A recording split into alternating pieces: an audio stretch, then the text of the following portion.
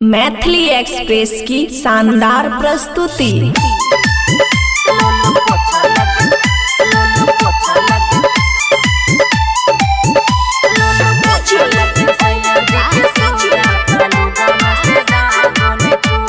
खुशी recording studio बलुआहा। पाया पे साया रहे झूला और गनी पर बुझे छे दुखावा नहीं दया करे जनी पर। बाप रे बाप। पाया पे साया रहे झूला और गनी पर बुझे छे दुखावा नहीं दया करे जनी पर। जाके हम केतनो कहलिए के सखी भागू भागू नहीं उठे। लोलो पोछा लगे सैया जी के सुगा, लोलो पोछा लगे सैया जी के सुगा, तलुगा में से दागुन छूटे। लोलो पोछा लगे सैया जी के सुगा, तलुगा में से दागुन छूटे।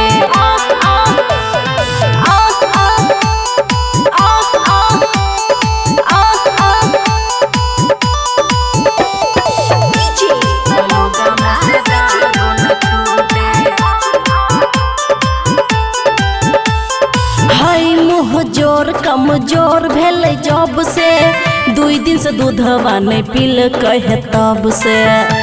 की कहियो सखी सुन सखी डांटे जे दलिए तकाने लाहे, पिया पिंजरा में ठोटे से पाले लाहे।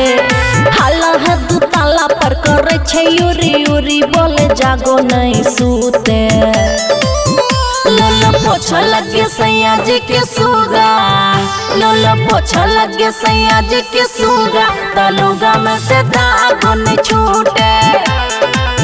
लोलो पोछा लगे सैया जी के सुगा, तलुगा में से दागुन छूटे। तलुगा में से दागुन छूटे।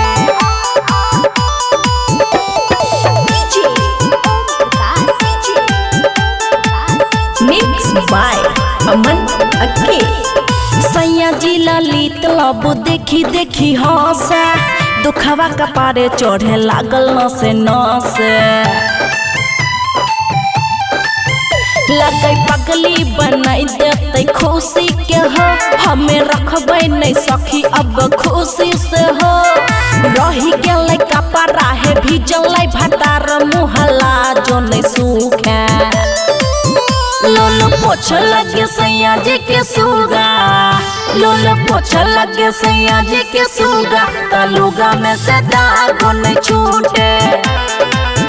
लोलो पोछा लगे सैया जी के सुगा, तलुगा में से दागुन छूटे। खुशी रिकॉर्डिंग स्टूडियो बलुआहा।